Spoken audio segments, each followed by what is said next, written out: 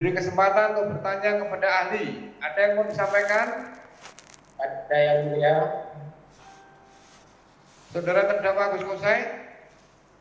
Siap yang mulia. Nah, saudara akan mengajukan pertanyaan? Ada yang mulia. Oke, silakan disampaikan atau diajukan pertanyaannya kepada ahli. Ya, terima kasih yang mulia. Saya akan mengajukan beberapa pertanyaan kepada ahli.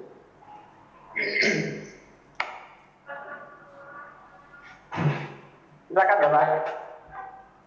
Yang pertama, tadi ahli jelaskan bahwa Coba saudara terdakwa Gus Kusai. ya, siap yang mulia. Saudara agak mundur sedikit, jadi secara utuh saudara bisa terlihat berbicara apa, ya? Oke, cukup, ya. Ya, Silakan. terima kasih yang mulia. Ya, pertanyaan saya pertama adalah tadi ahli jelaskan bahwa terkait dengan opini atau wacana itu sah-sah saja, termasuk orang bicara referendum. Dan saya pikir referendum itu adalah bagian dari media yang digunakan oleh Forum Resmi PBB di mana-mana untuk menyelesaikan konflik.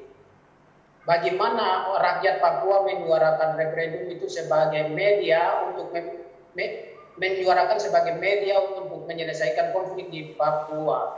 Apa pandangan ahli tentang jel atau wacana referendum ini? Terima kasih. Orang menyampaikan aspirasinya dalam bentuk aktivitas tertentu, apakah kemudian aktivitas tadi disebut demonstrasi, itu penamaan ya. Nah, semua orang berhak menyampaikan opini, wacana, dan semuanya. Itu hak untuk menyampaikan aspirasi itu juga dilindungi ya, dilindungi undang-undang lah istilahnya. Itu pengetahuan umum lah. Tetapi di dalam prosedur menyampaikan aspirasi tadi ada aturannya. Ada aturan sejauh bahwa opini atau wacana-wacana yang disampaikan dalam sistem berbahasa, apakah itu bahasanya bersifat formal, yang bersifat verbal, apakah bahasanya bersifat visual, dan apakah bahasa tadi bersifat kinetik ya, gerakan tubuh. Mimik itu kinetik, bahasa juga itu bahasa.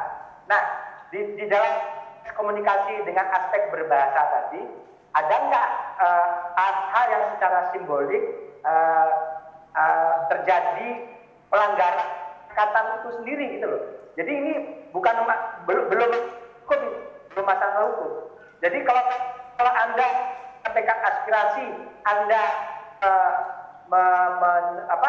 kalau yang bagi saya kebahasaan yang serius adalah pelanggaran kesepakatan yang kita sepakati bersama secara negara, secara nasional, itu adalah bendera RI, lambang RI, merah putih.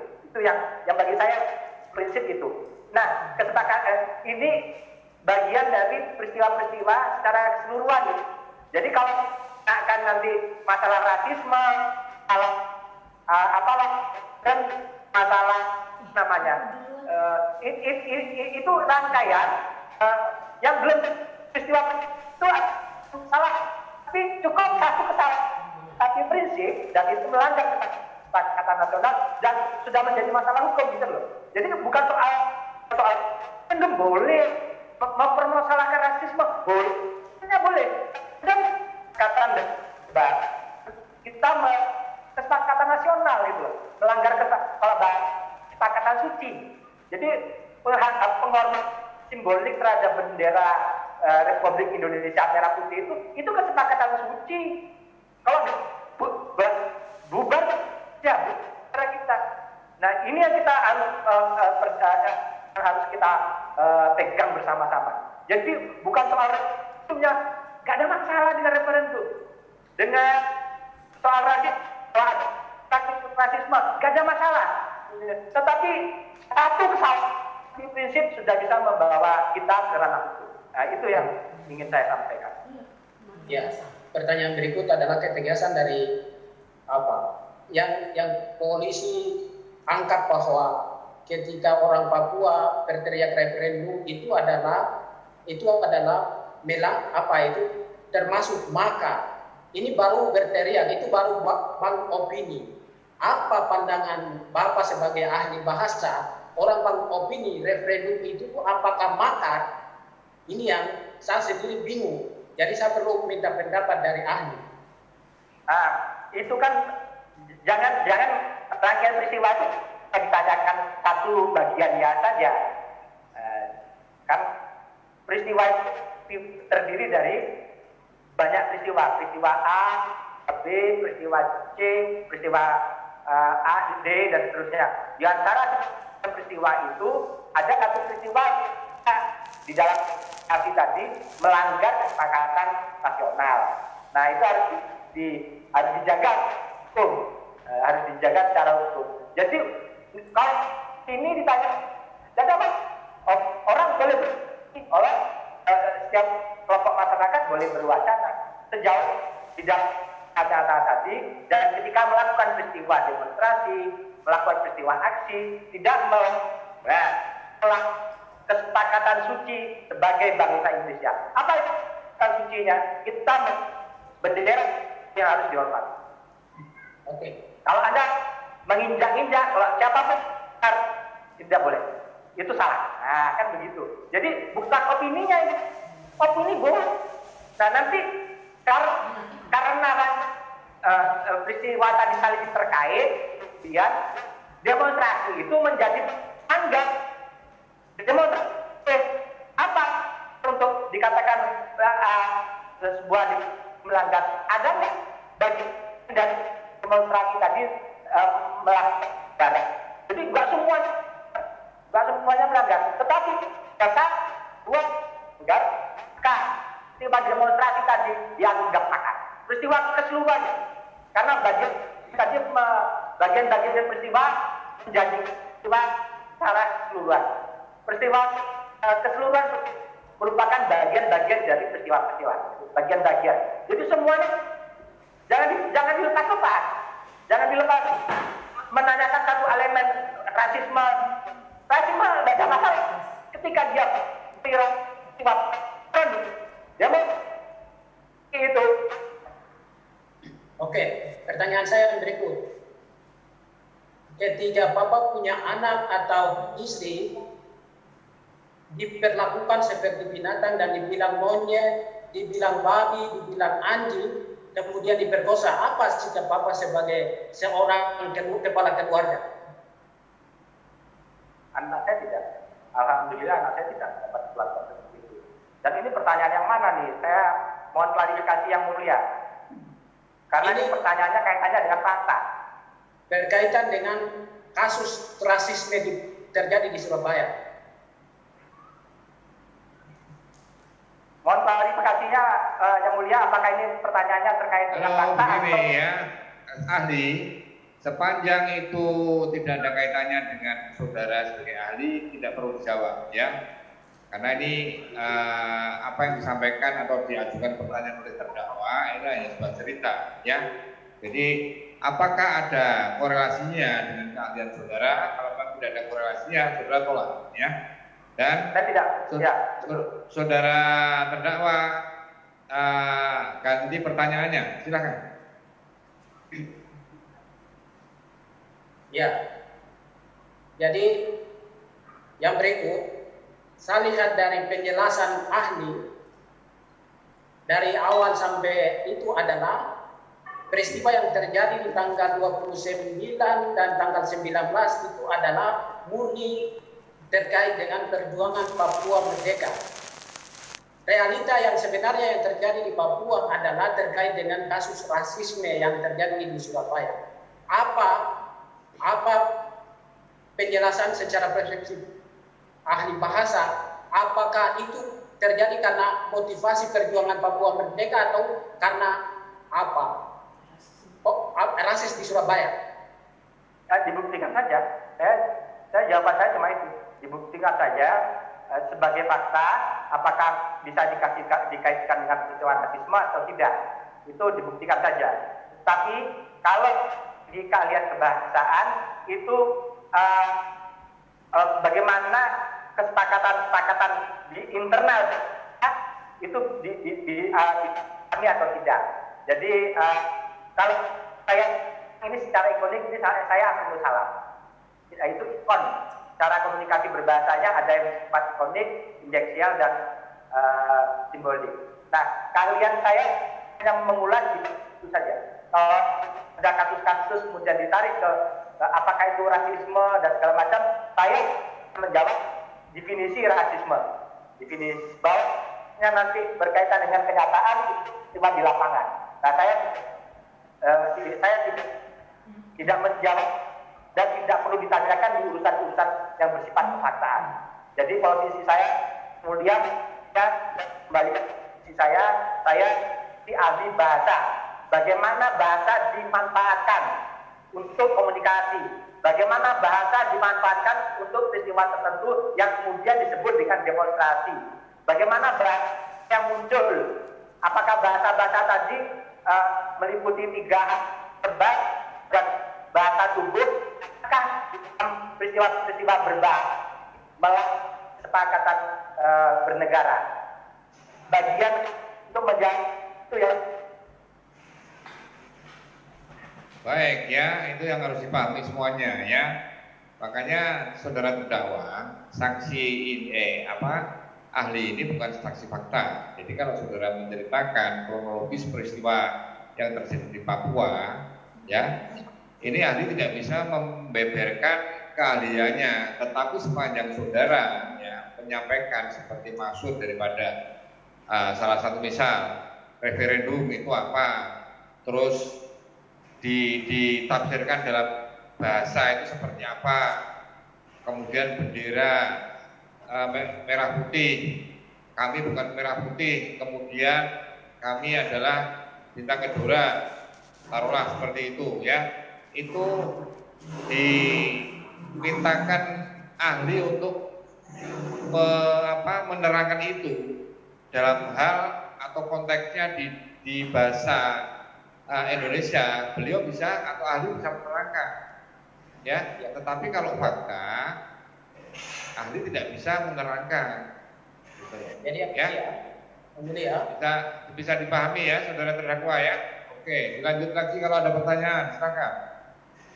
Pertanyaan saya itu kan penjelasan terkait dengan opini. Ini baru kita bicara opini, orang kita maka.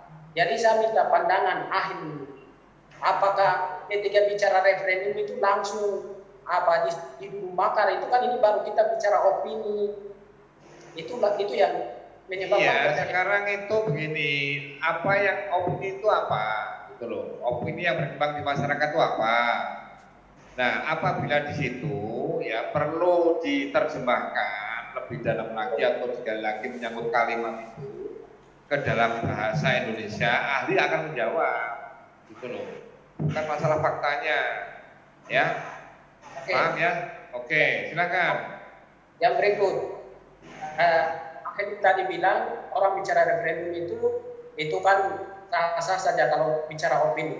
Saya minta pengertian daripada referendum itu ahli menjelaskan apa itu referendum. Ya, tadi saya sebenarnya sudah menjawab. Ini kan mungkin pertanyaan kelima atau keenam ya untuk saya hari ini. Dan saya selalu menjawab secara bebas karena ini komunikasi lisan ya. Jadi referendum adalah satu bentuk aspirasi yang dimobilisasi gitu kan. Dimobilisasi oleh sekelompok orang untuk mempersoalkan kembali hubungan-hubungan kelompok tadi, apakah kelompok kepentingan atau masyarakat tertentu, mempertanyakan kembali hubungannya dengan negara. Jadi posisi dia dengan negara. Jadi dia mempersoalkan itu. Jadi referendum adalah menyuarakan aspirasi tadi. Dia ingin mendapatkan posisi yang diklarifikasi ulang oleh negara sejauh mana kemudian posisi dia di dalam negara tadi. Jadi pengertian referendum dalam bahasa bebas seperti itu. Namun Bapak bisa cek di kampus gitu loh. Di kampus ada semua. Kampus besar bahasa Indonesia. Baik ya, ahli. Ahli ini majelis memberitahu ya, apabila saudara pernah menjawab mungkin pertanyaan-pertanyaan yang diajukan oleh sebelumnya, baik penuntut umum, penasihat hukum lainnya ya, kemudian ditanyakan lagi, saudara pernah menjawab dengan pertanyaan yang sama, ini majelis tegaskan supaya ditolak ya, karena majelis tidak mau terjadi pengulangan di dalam mencatat dalam berita acara ya. Ya, matur nuwun. Ya, terima kasih ya. Oke, ya. Kalau saya jawab itu bisa menolak, saya senang sekali. Oke. Ya, nanti majelis akan menengahi itu ya.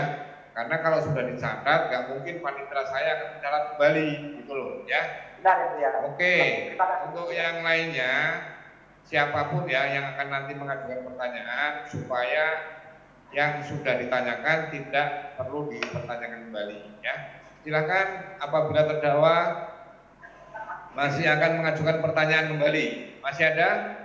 Ya, maaf, saya ajukan pertanyaan karena saya tidak mengerti soal itu. Jadi terima kasih kalau ada koreksi seperti itu. Cukup? Ya, tapi Cukup, saudara terdakwa? yang mulia. Cukup ya, baik. Dari penasihat hukum terdakwa masih ada yang akan mengajukan pertanyaan? Saya mulia. Oke, silakan yang dari Samarinda. Ya, baik. Ahli, tadi kan ahli mengatakan bahwa ada kata-kata yang menyatakan bahwa saya bukan merah putih, tapi saya bintang kejora, dan ahli menerangkan bahwa itu adalah sebagian daripada pelanggaran kesepakatan bersama. Bukan begitu ahli? Nah, kesepakatan bersama itu kan dibangun atas dasar daripada kedua belah pihak, kan seperti itu. Nah, saya ngambil dari pendekatan sejarah atau historis. Nah, berbicara mengenai lambang negara, itu kan rata-rata diresmikan pada tanggal 17 Agustus 1945, baik itu bahasa, bendera, dan juga lambang negara. Nah, sementara bangsa Papua, mereka juga memiliki kesepakatan bersama, yaitu pada tanggal 1 Desember 1961, yaitu mereka bersepakat untuk memilih bintang fajar atau bintang kejora menjadi lambang gerakan adat dan kultural masyarakat Papua. Nah, lantas pertanyaannya adalah, bagaimana mungkin ahli mengatakan bahwa ketika masyarakat Papua mengatakan kami adalah bintang kejora, ahli mengatakan bahwa kata-kata tersebut merupakan kata-kata yang mengandung unsur pelanggaran ataupun juga melanggar kesepakatan nasional. Sementara masyarakat Papua di tanggal 1 Desember 1961 mereka juga memiliki kesepakatan. Pandangan ahli bagaimana? Tangkap dengan maksud saya tadi. Jadi setiap kelompok-kelompok masyarakat berhak punya bendera masing-masing. Sepak bola atau sepak bola saja punya bendera boleh kok. Masyarakat A, masyarakat B punya bendera yang terkait dengan lokal-lokal adat dia, silahkan, tidak ada masalah. Enggak, maksud Sepak bola sebentar. Masyarakat, tetapi kesepakatan itu hanya mengikat kelompok-kelompok yang bersangkutan, kelompok masyarakat adat yang bersangkutan. Enggak, itu di bawah kesepakatan nasional. Silakan kelompok-kelompok masyarakat punya benderanya masing-masing. Tidak ada masalah. Sebentar. Ini kayaknya salah tangkap. Gini ya ahli. Pandangan ahli kan jelas tadi. Ketika ada kata-kata yang mengatakan bahwa kami bukan merah putih, kami bintang kejora. Halo. Nah, pandangan ahli apa tadi kemarin? Halo. Ya. Jadi begini Mas, ini kebetulan majelis juga menyimak saudara terlalu cepat bertanya.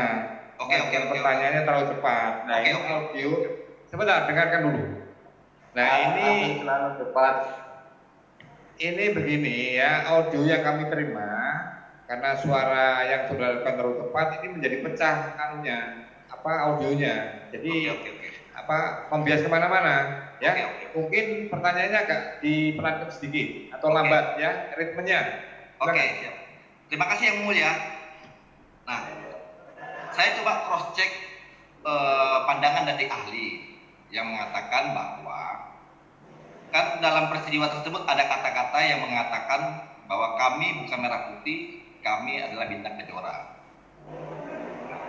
Ahli menyatakan bahwa kata tersebut merupakan sebuah pelanggaran daripada pelanggaran daripada kesepakatan bersama. Bukan begitu, ahli? Ya. Ah, Yang saya masalahkan penolakan terhadap merah putihnya. ya. Oke. Ya. Kemasyarakatan Anda, siapapun benderanya sendiri silakan. Kelompok silat punya bendera sendiri, sepak bola sendiri. Ya. Tapi kalau saya Ahli, saya belum nanya ini. Jelas.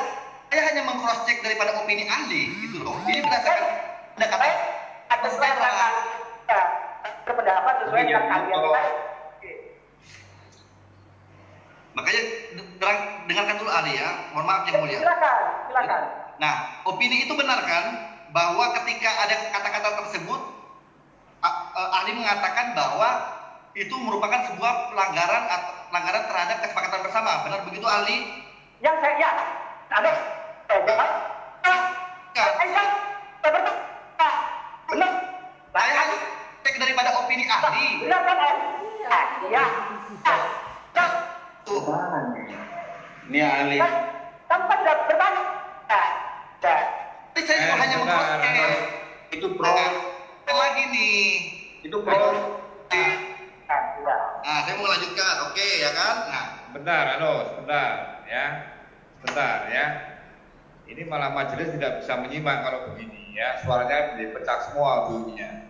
Jadi begini ya. Saya majelis juga berharap ya kan. Ini kan kita ini profesional ya kan. Nah, makanya kalau memang semuanya itu saling menjawab kemudian jawaban belum selesai ditimbali lagi ya, ini nanti tidak bisa disimak, tidak bisa ditafsirkan ya toh. Jadi begini, majelis cuma berharap ya terhadap apa yang diajukan pertanyaan maupun terhadap apa yang disampaikan dalam jawabannya ya, kalau memang itu dirasa saudara mengajukan pertanyaan seperti itu dan kemudian yang menjawab juga seperti itu, cukup gitu aja, tidak perlu dibahas sebagaimana apa yang dikehendaki gitu loh. Kalau jawabannya itu ya sudah, saudara kan nanti punya pendapat sendiri, baik selaku penasihat hukum maupun selaku ahli ya. Jadi tidak bisa dipaksakan ya. Apa yang ditafsirkan oleh ahli seperti itu sudah kita hormati ya. Nanti saudara akan dapat menanggapi di dalam pledoi. Nah, dari pihak terdakwa sendiri katanya juga ada saksi yang meringankan ataukah ahli yang akan diajukan. Nanti akan juga porsinya sama, kan begitu, ya kan? Kalau semuanya saling mempunyai alasan pembenar sendiri, tidak akan pernah ketemu, ya, paham ya? Oke, kita mencari kondusivitas dalam persidangan, ya. Oke. Terima kasih ya. Oke, dilanjutkan pertanyaannya. baik, terima kasih yang mulia.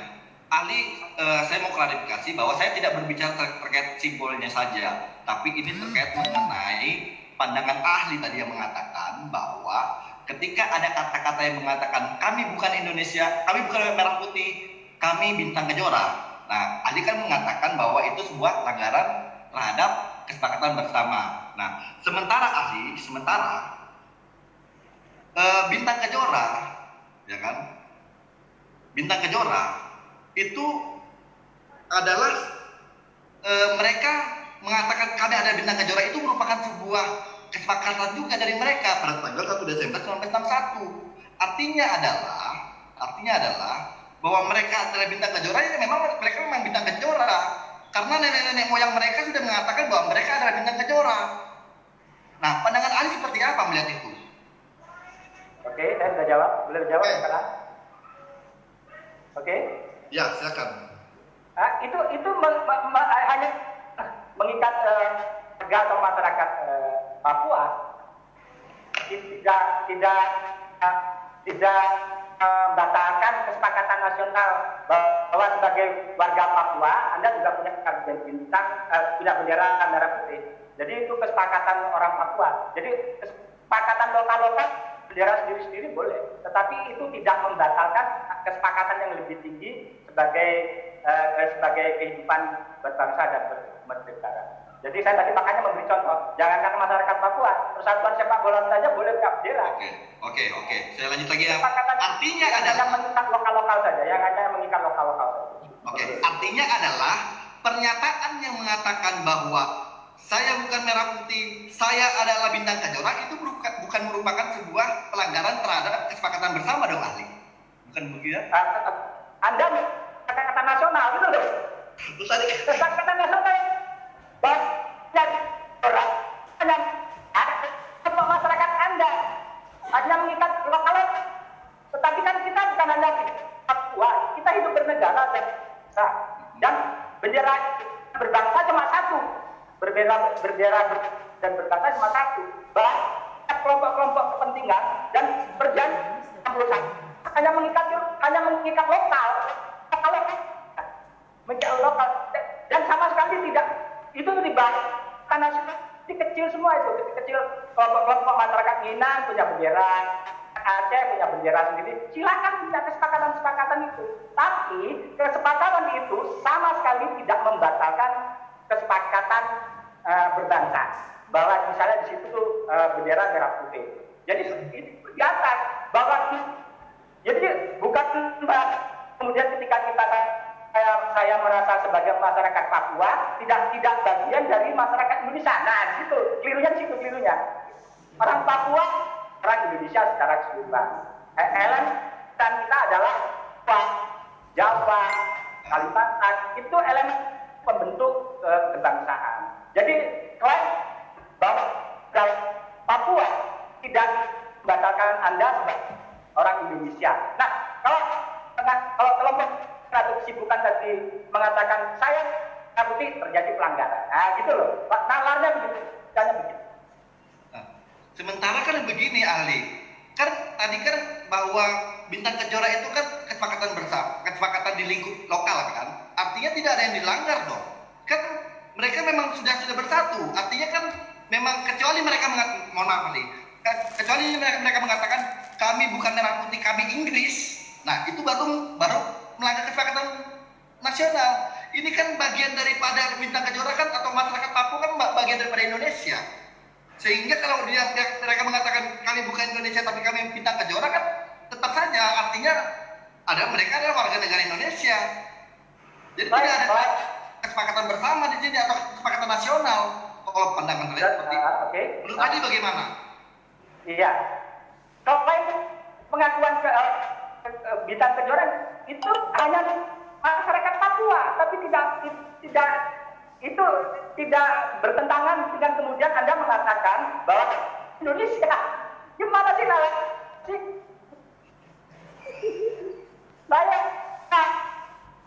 saya tuan itu tidak membatalkan saya anggap karena apa? Tapi ketika saya dewan persatuan sepak bola ini saya mengibarkan bendera itu dalam kelompoknya gitu loh sebagai anggota persatuan sepak bola. Tapi saya tidak ada kemudian mengatakan saya sebagai Yogyakarta saya bukan warga salah. Saya tetap warga Sleman. Ketika kemudian di dalam Anda mengatakan saya kamu salah posisi negaramu akan mempersoalkan kamu bermasalah dalam posisi ini. Kira-kira begitu nalarnya. Oke, baik. Ali, apakah mengetahui sejarah bagaimana bergabungnya Papua ke Indonesia? Itu urusan sejarah. Saya membaca, tapi kan itu kan bukan kalian. Apakah mengetahui? Sekedar proses sebagai pembaca pengetahuan umum saya tahu. Tetapi kalian adalah di sebentar. Ini ya, majelis merespon ya. Ya. Terima kasih ya. Sejarah itu bukan pada ahli tata bahasa mas, ahli bahasa, tapi ahli sejarah gitu loh mas. Ya, ada pertanyaan yang lain ya? Saya majelis yang mulia. Dari Samarinda cukup? Nah, ya. Saya Mulia dari Balikpapan. Oke, sebentar yang dari Samarinda udah cukup ya. Oke, dari Balikpapan silakan. Iya, tadi ya menarik. Saya tadi melihat ahli agak emosi, agak sabar ahli ini. Ya, karena pertanyaannya mohon maaf bagi saya agak dari segi nalar terbolak-balik, jadi ini harus diluruskan dulu nalar jika berbahasanya. Kalau di Iya. bagian logika saja kita kita agak perlu dijelaskan sedikit dengan Jangan teriak-teriak. dengan semangat. Jangan teriak-teriak. Saya bisa lebih kencang ya. Mungkin terlalu dekat pamit saya, bukan soal teriak-teriak atau tidak. Jadi ini soal bawaan saja Pak, jadi nggak perlu dinilai Pak. Ya, ini tadi kan banyak yang bertanya soal referendum ya. Saya tidak dalam hal ini, mohon maaf yang mulia, saya tidak bertanya mengenai makna referendum kepada arti referendum kepada cuma saya hanya bertanya asal kata referendum itu apakah asli dari Indonesia ataukah itu termasuk bahasa serapan? Kalau bahasa serapan dari mana ini? Kalau yang referendum bisa dari bahasa Inggris. Jadi kita kan banyak menyerap bahasanya dari bahasa Inggris, dari bahasa Belanda, dari bahasa Arab. Jadi bahasa Indonesia yang asli sangat sedikit. Tapi itu menjadi bahasa Indonesia. Ketika sebuah bahasa diserap dan sudah masuk ke dalam kamus besar bahasa Indonesia, dia menjadi bahasa Indonesia. Ya, maksud saya itu berasal dari bahasa serapan ya. Ya. Kayak saya gitu. Ya. Iya atau tidak? Iya. Iya. Saya tidak dengar, maaf. Nah, kemudian kalau memang itu bahasa serapan, ahli apakah mengetahui itu serapan dari bahasa mana tepatnya? Dicek saja Pak di KBBI Pak. Nah, kalau begitu saya bertanya kepada kamus, bukan bertanya kepada ahli loh. Iya. Jadi ini maaf ya Pak ya, tidak sekali buat diserap itu saya ya Pak ya, sehari-hari ya, dari sekian ribuan kata yang diserap, saya tidak tahu satu persatu bahasanya yang diserap dari bahasa mana. Saya cuma memberi pengertian, banyak yang diserap dari bahasa Inggris, ada yang diserap dari bahasa Arab, ada yang diserap dari bahasa Belanda. Jadi, tapi menurut perkiraan saya, ini diserap dari bahasa Inggris atau bahasa Belanda. Tapi maaf, saya mempelajari bahasa satu-satu bahasa persis ini dari bahasa apa, dari nggak tahu juga saya bahasa. Saya sendiri kadang-kadang kajian kamus besar bahasa Indonesia. Sama saya juga gitu. Saya juga walaupun saya bisa bahasa Jawa, tapi saya juga tidak mengerti juga kalau ada bahasa Jawa yang dari serapan. Ya, di bahasa Jawa juga diserap. Ya. Kemudian apakah dalam sebuah bahasa serapan yang diserap ke dalam bahasa Indonesia itu ada perubahan arti atau perubahan makna dari bahasa yang sebenarnya dari bahasa asalnya ya. Misalnya kalau di bahasa Arab, bahasa apa gitu, kemudian nanti kan perlu ditafsirkan karena sejarahnya ini gini. Jadi kalau diterjemahkan begini artinya salah. Gimana? Kalau misalnya dalam sebuah bahasa ya, saya tidak fokus ke referendumnya ya. Tapi ini terima kasih. Bukan bahasa serapan. Ini pertanyaan Bapak benar. Ini ditanyakan ke saya. Saya suka dengan pertanyaan ini Bapak. Jadi tahu persis saya bisa menjawab dengan pertanyaan seperti ini. Jadi secara teori Bapak, tidak ada konversi kebahasaan yang dari bahasa A diterjemahkan ke bahasa B. Secara teori tidak ada yang 100% sama. Kalau pengertian, jadi kata cinta love Inggris dengan love dalam bahasa Indonesia sama. Mungkin sama ya, pasti sama ya. Ya mungkin kadar kesamanya sudah di atas 90% lah. Tetapi selalu terjadi perbedaan yang namanya perbedaan pemaknaan yang bersifat kultural. Jadi bahasa itu kan digunakan secara kultur ya dalam kehidupan sehari-hari ya. Jadi orang Jawa tresno sama aku cinta sama kamu, itu menggunakan kata cinta dengan tresno itu sama artinya, tapi beda Rasanya dibeda. Nah, ini jawaban teorinya artinya untuk semua kata kira-kira kita seperti itu, Bapak. Jadi tidak persis bisa sama secara 100% ya, tapi ada yang paling mendekati. Nah, kalau kemudian secara kultural dan secara historis sebuah kata tidak ada dalam bahasa Indonesia, kemudian dia diambil dari bahasa Jawa, bahasa Inggris, dari bahasa Belanda, dari bahasa Arab, diambil yang kira-kira mendekati, mendekati. Jadi arti saklek 100% sama itu secara teori memang sulit. Karena ada aspek-aspek kultural. Berarti kalau ada kemungkinan misalnya seseorang salah artikan dari bahasa serapan itu bisa saja ya, kemungkinannya ada ya. Misalnya sebentar. Misalnya seperti mut'ah misalnya. Itu kan kadang-kadang mut'ah dari bahasa Arab, mut'ah itu kan juga jadi serapan gitu kan. Nah, itu kan ada yang mengartikan secara negatif gitu. Mut'ah itu yang nikah kontrak gitu kan, atau apa gitu segala macam kan. Nah, atau siri misalnya begitu, nikah siri gitu. Nah, apakah ada peluang untuk setiap bahasa serapan itu disalah artikan di dalam bahasa Indonesia sama orang Indonesia sendiri ketika sudah diserap? Kalau penggunaan secara spontan gitu dalam komunikasi lisan sangat dimungkinkan. Tetapi kan kemudian diuji lagi mana sih yang paling mendekati kata yang sebenarnya. Nah, kemudian kita sama-sama ngecek kamus, ngecek apalah ensiklopedi supaya kemudian kata tadi bisa dikembalikan ke makna aslinya yang paling mendekati. Nah, yang paling yang bisa kita sepakati bersama kan sementara ini kan kamus besar bahasa Indonesia. Nah, apakah kemudian bisa disalahgunakan? Bisa saja dalam komunikasi spontan, pengertian tertentu. Kalau dalam teorinya itu disalahgunakan itu biasa. Bahkan sengaja disalahgunakan. Jadi itu tidak, kalau secara teori kebahasaan itu tidak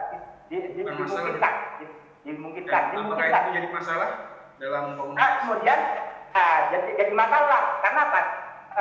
Ilmu pengetahuan itu kan proses perjuangan mencari kebenaran.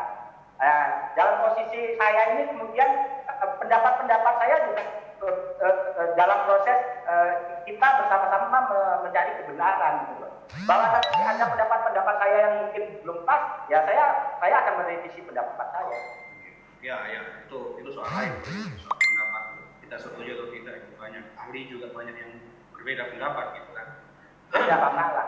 Ya, kemudian apalagi tapi kalau dalam perspektif kebahasaan ya berbeda pendapat karena masa banyak.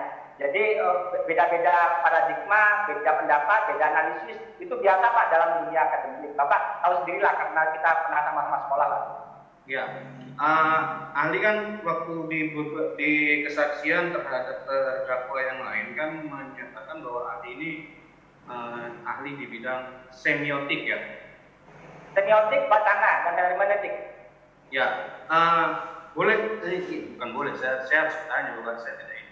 Apakah saya bisa dijelaskan ruang lingkup semiotik dan hermeneutik? Semiotik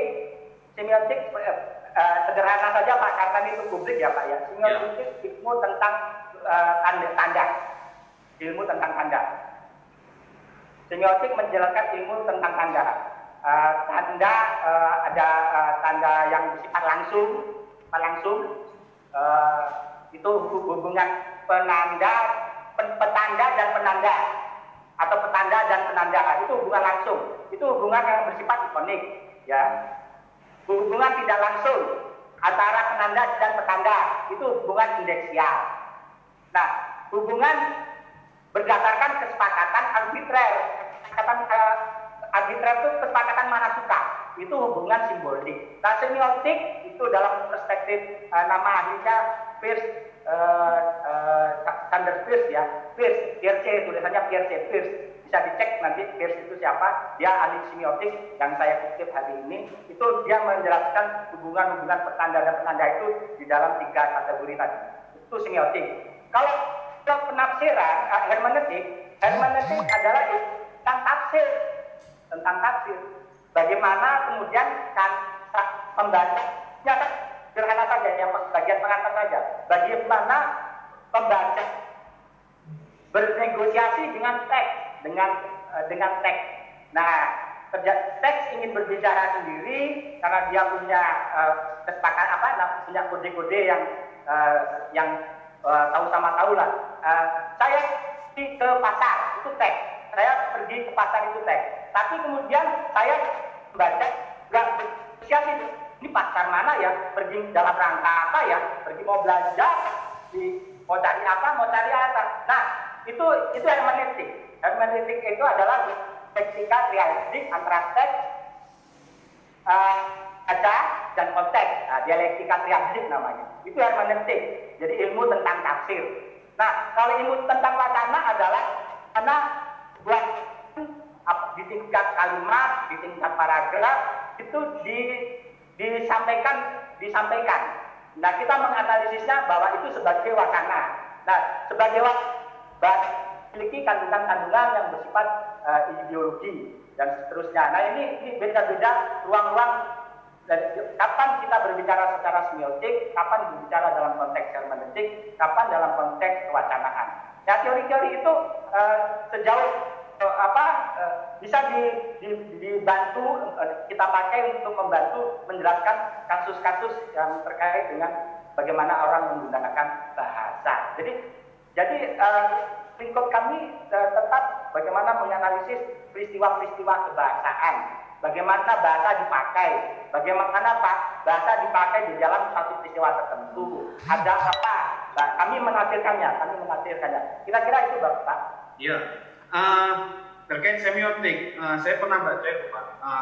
Ada dibagi 3 jenis gitu. Apakah bisa dijelaskan 3 jenis itu yang kayak kemudian ada semantik, ada yang makna, menjelaskan makna, kemudian menjelaskan simbol dan sebagainya gitu. Nah, di linguistik itu ada pembagian lagi yang spesifik bergantung objek materialnya. Ada yang namanya morfologi.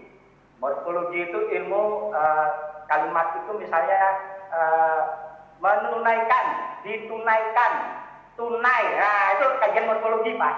Yeah. Awalan, akhiran dan segala macam. Itu kajian. Ada lagi semantik, pemaknaan di tingkat kata, arti kata, itu semantik. Itu bagian kalau semiologi bisa. Ya, semiologi. Di bagian semiotik itu kajian-kajian itu bergantung objek materialnya, Pak. Ketika objek materialnya menjadi lebih spesifik, kemudian terbangunlah ilmu tersendiri namanya morfologi. Nah, morfologi adalah ilmu tentang pembentukan kata. Kalau semantik itu, Pak? Saya mau coba. Semantik. Ya, semantik itu arti kata. Tentang arti kata. Apa? Ya, bukan kalimat, Pak ya? Tingkatnya kata, Pak. Karena kalimat itu kan dibangun. Jadi tingkatnya kata dulu. Berarti kita menerjemahannya kalau pakai ilmu semantik itu dari sebuah kalimat itu berdasarkan kata-kata yang ada di situ ya? Ya, kata bagian dari kata itu kan salah satu unsur yang membentuk kalimat. Jadi kata berdiri-sendiri bisa diartikan secara ada arti pertama, arti kedua, ketiga. Arti pertama itu bersifat denotatif, arti kedua bersifat konotatif. Nah, kita biasa memanfaatkan kata dalam pengertian konotasi itu biasa. Meja hijau aktif. Ya. Bapak yang mulia hidup sedang hidup berdiri di meja hijau aktif. Jadi ada itu memang bagian pekerjaan kita, Bapak. Oke. Nah, ya semakin menarik saya ada penjelasan seperti ini. Kemudian kalau saya kaitkan misalnya antara komunikator dan komunikan, misalnya, pasti nih ada peluang untuk salah paham walaupun maksud dari yang menyampaikan komunikator itu adalah hal yang biasa gitu kan. Tapi bagi komunikan, bagi orang yang menangkap itu bisa disalah maknai begitu, apakah ada dimungkinkan gitu. Saya tanya itu dulu deh. Kalau maknai itu kan seperti kesengajaan ya. Enggak, maksudnya gini, salah paham. maksudnya komunikator begini, tapi maksudnya komunikan, tapi yang ditangkap semua komunikan beda. Kaitannya dengan tafsir ya. Ya. Tafsir komunikasi toh. Nah itu. Ya tafsir itu banyak. Tafsir itu banyak. Enggak, saya tidak tafsir. tanya. Apakah dimungkinkan seperti itu? Dimungkinkan, makanya nanti diuji. Saya mau menjawab. Tapi tafsir itu diuji gitu loh. Mana yang benar, mana yang salah paham. Gitu, diuji. Yang mau diuji komunikan atau siapa Pak? Atau pihak? Apa kebutuhannya? Kebutuhannya apa? Kebutuhannya kalau dalam proses seperti ini kan kita uji bersama. Makanya ini kan sidang terbuka ini Bapak. Jadi orang juga bisa menguji apakah statement saya harus direvisi atau statement dari Bapak bisa juga perlu diperbaiki. Nah, karena ini juga suatu sidang terbuka, ya kita bisa sama-sama saling menguji nanti. Nah, yang mengeksekusi siapa yang benar dan siapa yang salah nanti kelompok majelis hakim yang punya. Iya, itu kita tahu. Ya, saya lanjut lagi. Ini masih seputar kebahasaan, Pak ya. Saya tidak ada sangkut pautnya dengan kasus ini ya, kasus yang sekarang ini kebahasaan. Tapi nanti bisa kami gunakan untuk ke kasus ini gitu dari keterangan. Ya, terima kasih Bapak. Dari Bapak ya. Apakah sebuah komunikasi, bahasa itu komunikasi ya. Komunikasi ini bisa disalah maknai ketika dipengaruhi oleh intonasi yang berbeda, intonasi tinggi atau rendah. Misalnya kita manggil teman kita dengan bahasa misalnya yang kasar tapi notasinya kayaknya serius itu, sama dengan yang bercanda. Nah kan itu kan berbeda makna, berbeda intonasi, berbeda makna, intonasi berbeda makna. Apakah bisa dimungkinkan terjadi kesalahpahaman kita ketika intonasinya itu disalah pahami? Bisa. Ya, jadi ekspresi itu ada orang ya, ekspresi. Dengan ekspresi itu kan seperti saya tadi Bapak maaf tadi saya agak tinggi sedikit itu karena saya terlalu semangat Bapak. Jadi itu seperti kayak gitu. Gak ada hubungan dengan emosi Bapak. Saya nggak punya kepentingan di sini untuk emosi Bapak. Ya. Jadi perlu dipahami juga bahwa ekspresi-ekspresi yang berbeda, artikulasi yang berbeda, mimik muka yang berbeda, situasi eksternalnya berbeda, itu bisa dipahami atau disalahpahami oleh komunikan. Komunikan itu yang menerima informasi. Ya. Jadi bukan sekedar dipahami, bukan sekedar disalahpahami ya, tapi dipahami juga loh. Bisa dipahami atau disalahpahami. Ya. Kesalahan Pak, saya itu kata di itu agak sensitif seolah-olah seperti kesengajaan ya. Mungkin secara tidak sengaja tersalahpahami ya. Saya lebih senang memilih kata itu. Ya, tidak sengaja berarti salah paham. Berarti kan sama kayak yang kita mengambil contoh misalnya kasusnya Ahok gitu Pak ya. Jangan percaya sama ulama, sama Pak Ustadz, bodohi aja gitu. Nah itu kan juga dari mimik, dari ekspresi. Sebenarnya dia tidak maksud begitu, mungkin ya. Nah tapi ada yang memaknai dia menghina. Itu berarti bisa terjadi Pak ya? Bisa Pak ya? Saya kebetulan ikut menangani Ahok Bapak. Oh gitu. Ya, jadi memang itu kalau analisa Bapak seperti itu memang bisa sangat terjadi. Iya, dari segi analisis kebahasaan saya bertanggung jawab untuk kerja. Tapi kan kadang-kadang keputusan salah benar kan bukan sekedar keputusan hukum ya. Tidak,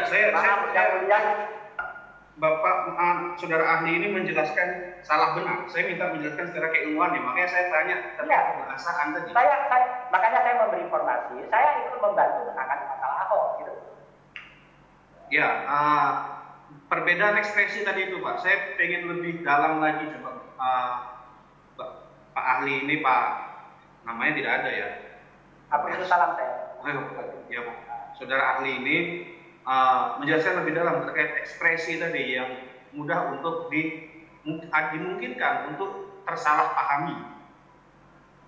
Ya, ekspresi itu kan ekspresi itu kalau di dalam semiotik kan akhirnya yang tampak adalah tindakan,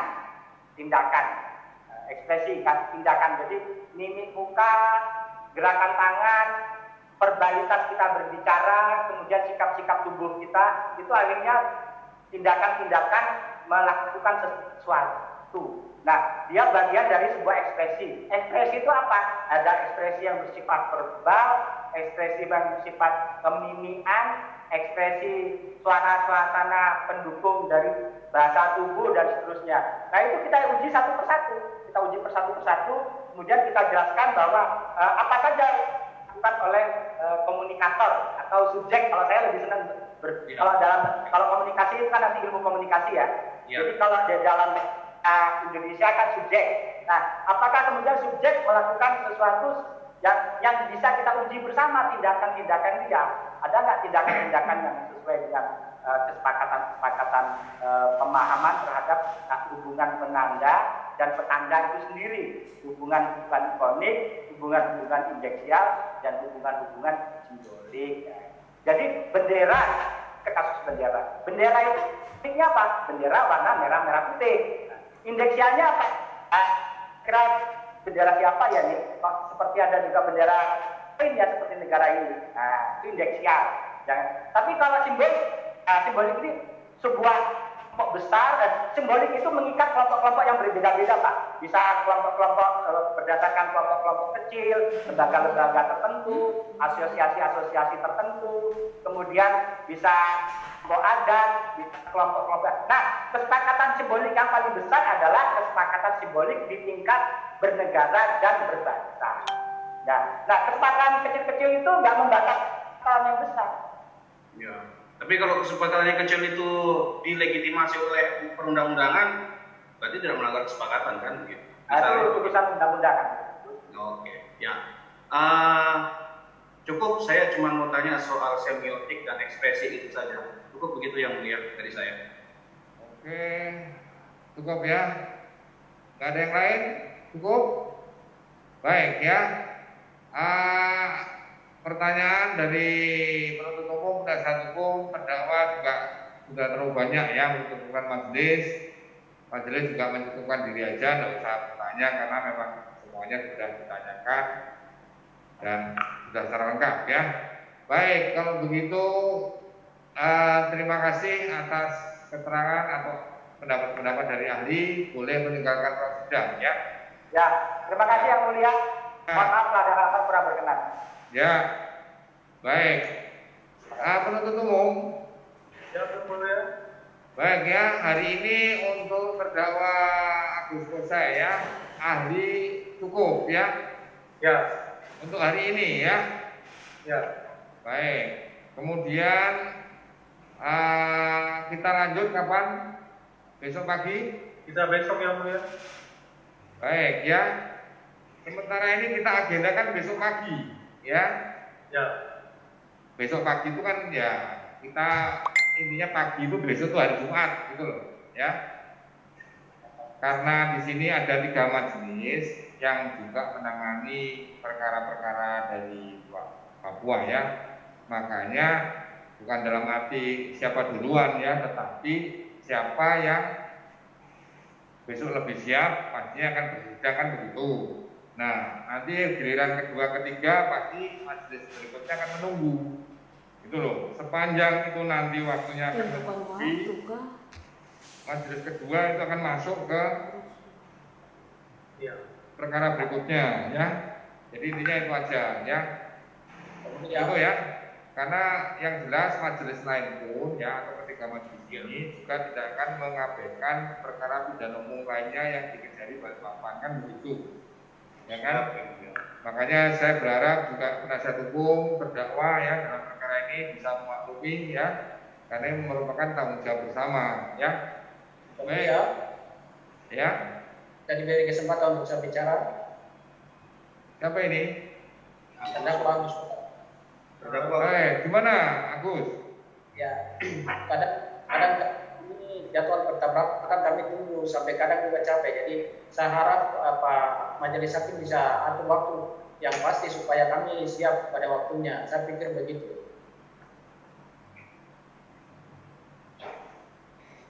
Jadi begini ya, majelis tidak bisa memajukan jamnya ya. Begitu besok pagi majelis datang ya, terus sudah ada majelis yang lain yang sudah ada koordinasi dengan pihak umum, nggak mungkin majelis yang kedua itu akan masuk, kan begitu, ya kan? Kecuali ini kan majelis sendiri sudah menyampaikan dengan pihak penuntut umum Papua maupun di Rutan bisa kira-kira diusahakan untuk membuka dua jalur telekonferensi, kan begitu, karena mengingat penasihat hukum di pihak terdakwa itu kan tidak cuma 1, 2, 3, karena lebih dari 20 orang.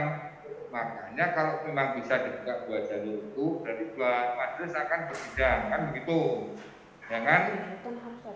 Paham ya, Gus Kosa ya? Nah, begini ya.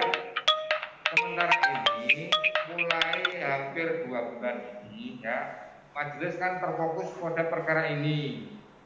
Nah, perkara-perkara pidana umum yang menjadi tanggung jawab daripada majelis yang tahanannya masih lama itu diabaikan karena menyangkut masalah tahanan. Jadi karena ini sudah pada tahanannya sudah pada mau habis, makanya mau tidak mau majelis juga memperhatikan yang tahanannya mau habis, ya. Jadi ini harus bisa dipahami dan dapat dimaklumi, ya, bahwa majelis tidak akan mungkin mengabaikan pidana umum yang baru terjadi pada Bapak, ya, karena terikat akan suatu penahanan. Oke, bisa dipahami? Ya. Majelis memprioritaskan ini juga bisa cepat selesai. Makanya majelis sendiri juga tidak pernah istirahat, ya. Langsung begitu kosong sidangkan, ya. Tetapi karena ada tanggung jawab yang lainnya juga ini tidak bisa disampaikan. Sidangkan begitu. Sementara yang sering disidangkan saudara yang paling sering ini, ya kan begitu. Kesempatannya kan paling sering saudara sama teman-teman, ya kan? Baik ya. Hari Jumat tanggal 15 Mei 2020 ya. Untuk acara dari terdakwa Gus Kose, apa penuntut umum? Ahli yang mulia. Ahli juga, baik. Ahli dari Psikologi. Hah? Ahli psikologi. Psikologi, baik. Besok 1, 2 orang? Satu orang dengan Ferry Kombo yang. Baik, ya, majelis mengagendakan besok dengan keterangan ahli, ya. Sidang selesai dan ditutup. Ini majelis bisa saran kan? Bisa, Marga sudah tutup. Baik, terdakwa Ferry Kombo, siap.